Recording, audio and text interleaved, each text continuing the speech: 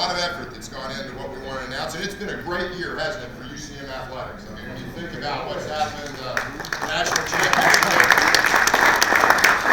from a facility standpoint, you know, all the advancements in the stadium and the east side, but you know, the thing about this project is what it gives us is an opportunity to look to 2015 with a lot of anticipation. I don't know if you're like me, but every time I drive down Holden South, I just kind of wonder what it's going to be like here in July. We've got another now announcement for what Warrensburg and the community can look like going into the fall of 2015. And we are here to announce the renovation of the golf course, and it's been enabled by one of those angels that universities have that make the difference, and that's Audie Ball. And we were with her yesterday. She loves this place, and I'm first going to say she loves Jerry and Candy and Ronnie as her own kids. And again, universities and Vicki, universities are made up of people and families, and the reasons that people support them is because of those relationships. And that really does make a difference. But she also loves golf. And Tommy, she loves, and Chris, she loves the clubhouse. Matter of fact, there's not a conversation that doesn't go by when she says, we'll be up here in the spring, sitting on the patio, eating lunch. And she knows that extending the identity of this club out to the golf course will bring a whole different level of community to this place. And there is a lot of people to thank, and especially those folks that work here, because they're great stewards of this resources. Tommy and your staff here in Traditions and in the clubhouse, Chris, you and Tim and your staff in the pro shop and what you do to serve others. Darren, who is going to be a great resource of taking this new course, and with your staff making it better. Again, these types of investments don't happen unless the people who give time and effort to this place care for it and make it a place of quality. But then also, and I'm going to allow him to give you the details, I want to thank Jerry Hughes, because he has had a vision for what needs to happen here from a golf standpoint, along with Chris, about what this design is and what it can be, how it can really provide the kind of enhancements that will make it a different course to play. JD, a different kind of way to kick your ball wherever you need to. Hopefully a little bit more roll in the fairways. But it takes vision to kind of look forward to see what Pertle could be. And for all of you who have given stewardship to this place, greens, they wear out, right? Drain lines, they don't work as well. Grass and turf have changed dramatically. So if you bring all those tools to the table looking forward, one, it'll be a much better place to play, it'll be a much easier place to maintain. And again, with the clubhouse and some other advancements that Jerry's going to mention, we'll make Pertle Springs a much more vibrant place, and maybe a little bit back to the future, right? So we are excited. This would not have happened without each one of you in this room, because you put some of yourself into this place, and then others from outside, like Audie and some other friends that are making this renovation happen. Then they make the investments, and then the university's foundation, and Jason Drummond's not here this morning, but they're a big enabling partner in this. They're the bank that's going to allow the business model to work. They're very much encouraged that it's stimulating other gifts. It's a great win-win for the foundation and the golf course. So when all those elements come together, this time next year we'll be looking out really literally at a new golf course for Pertle Springs. And that's very exciting. So because of his effort and work and a lot of the details and the things that are to come, and you're going to have some questions as well, let me introduce our athletic director, Jerry Hughes.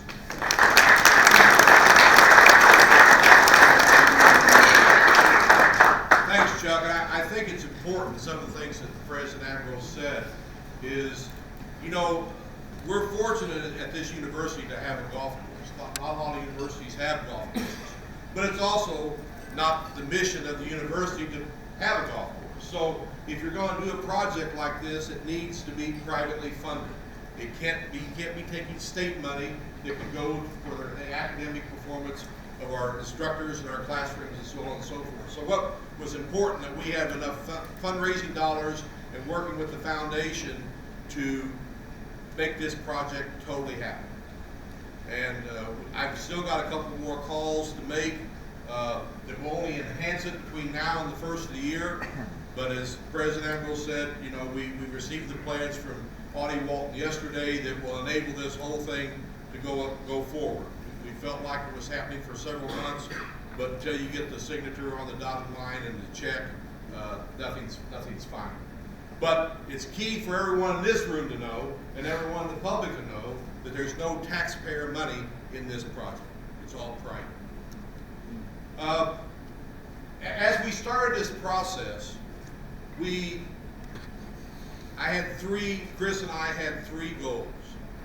One was to clean up the mess around 12, 14, 3, that whole disaster area where it's fortunate we haven't got somebody killed over the years crossing in front of tee boxes. I told the architect I want to change the traffic pattern there.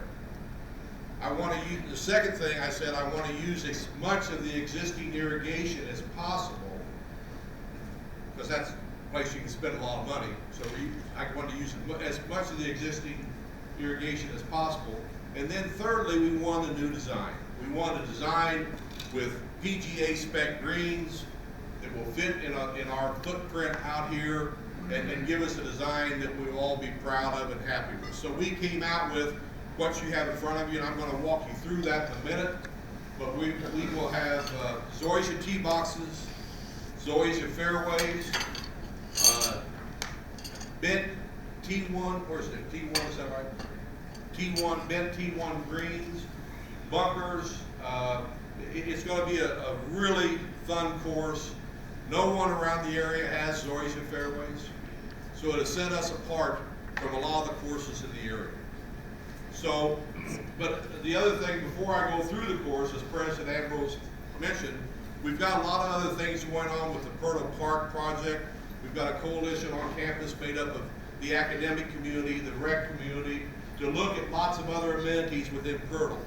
We've been cleaning the trails. Our staff is, while we're shut down here in the spring, we're going to work with that coalition to open up a lot of the trails up to Pertle Park. We're working with a couple of grants to redo Lake Sena, dredge it, get all the lily pads out, come back in with a dock where students can sit on it, possibly at some point put some canoes and so forth like it used to be, so kids could go out on the lake and use the lake and fish and so on and so forth. So it's part of a whole re-environment of the whole Pertle area that we want to do. So that's what we're working on in collaboration with much of the academic areas to use this for studies in their classrooms. So to the golf course, and then I'll answer questions. As you look there at the legend, up in the upper right, you see a small legend that has the current course, and underneath it is going to be the new course on the distances. We're going to have 4 sets of tees on each hole, and you know the old play it forward that the USGA is talking about. You know, you pick which set of tee you want to play, and you don't have to apologize for playing the forward tees. Play where you want to play and be comfortable. When I talk about some of this, I'm going to talk about it from the black tees, which is where our men's team will play from. I mean, the course is going to almost 6,500 yards. And when you talk to a golf course architect, they will tell you that for every par 3 you have on your course, you can add 200 yards. So we have 6 par 3s.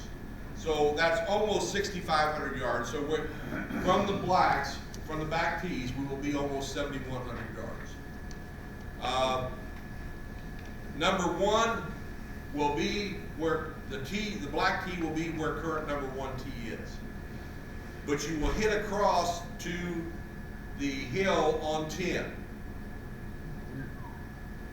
You hit across the hill on 10, and then the green will be up at the top of the hill, about where the well is.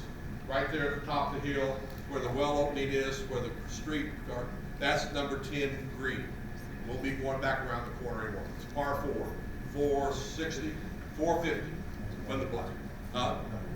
Number 1 green. We're taking the creek bed that comes out of the well that we drain the water down to get it oxidized before we put it back on the greens. We're taking that off directly south into the woods, and it'll come down to the wood, down through the woods on the left side of that, and then across the bottom of the fairway there on current 10, but it'll go across and funnel into the lake the way it currently is. But we're going to reroute that whole creek. Number 2, well, the tee will be approximately where number 10 green is.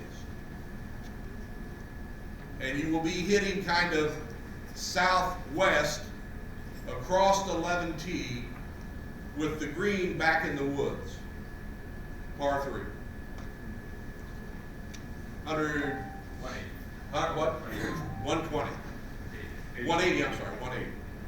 180. Now, these are all black distances. You can look on the legend and pick the distance you want to play. Number 3 will be moved forward, and the tees will begin about where the ladies' tees are now. And your a good tee shot should be up at about the corner there, where we currently have it. But then the green will almost 90 degree, the fairway will almost 90 degree back over to a plateau that overlooks Lake Sena. We'll be cutting that through the brush and so forth there, but there's a really nice plateau back in there that will, when you're on the green, you'll be able to look down at Lake Sena. And we'll have traps on both sides, as you see on the legend there, to help catch balls. So if you miss the green, you aren't going down over the bank. If you hit it long, you're going down over the back. Number 4, you will be approximately once again the back tee will be about where 3 green is, and the green on 4 will be approximately where the green is now. 225. Now all the greens, I failed to mention, they're going to average 4,500 square feet, which is a little larger than current 18. So they're nice sized greens for the property we have, for the distances we have. But as I indicated, they're all to PGA spec. Have you put out the greens? No, I'll put them out.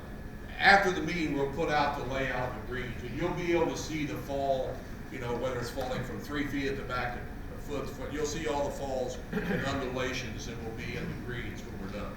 And there's some traps that are pretty good distances from the bottom of the trap up to the green surface if you're down in it. So number 5 will be back, the tee will be back about where it currently is, but the green will be kind of toward the west end of 16. Now we're taking all the water out on the course, except on 18. The little pond on 5, the pond on 14, the pond on 16 are all going to be gone.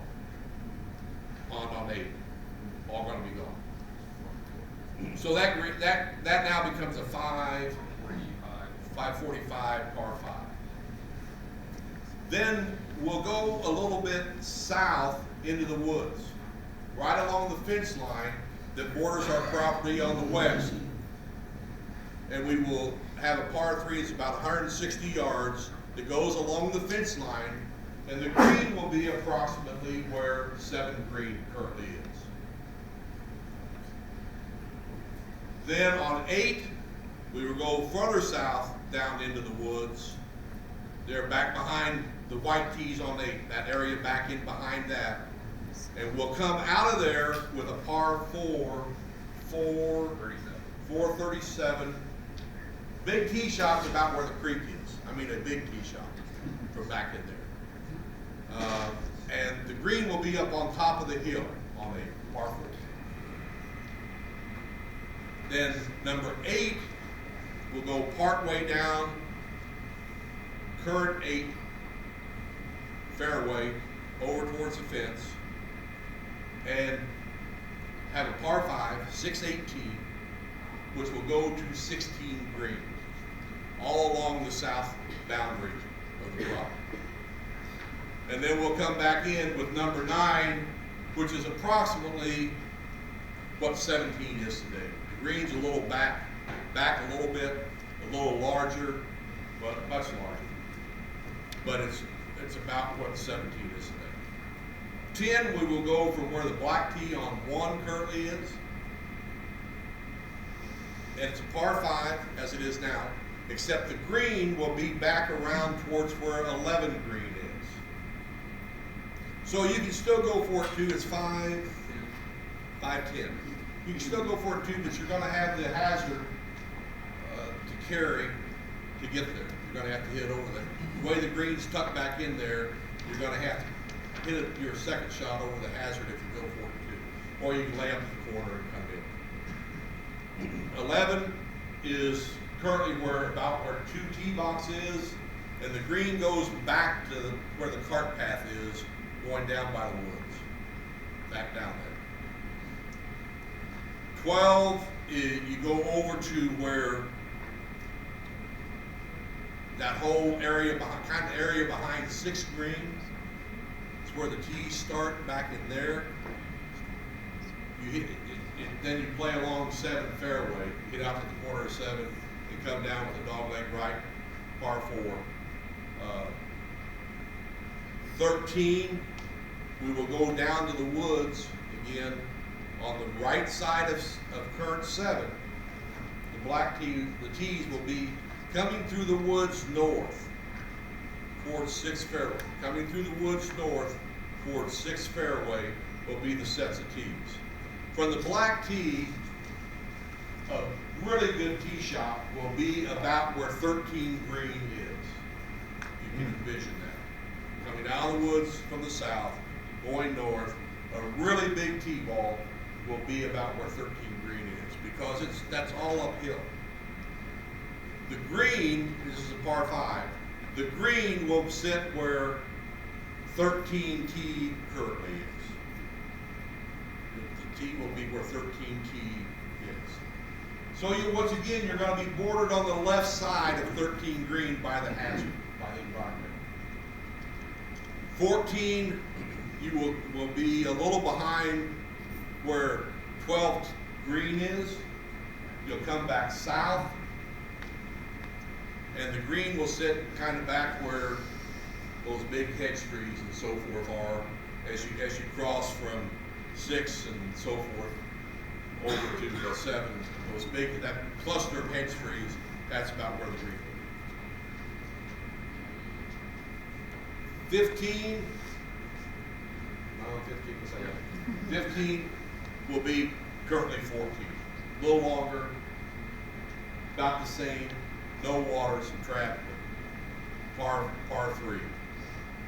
16, the tee will begin back about where the blacks are now for the golf team, come along over the hill and come down to about where 15 currently is. And then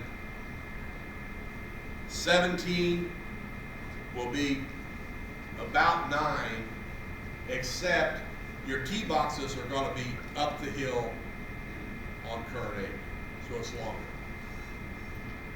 And then 18 will come in here like it currently does, except the tees are going to move further east.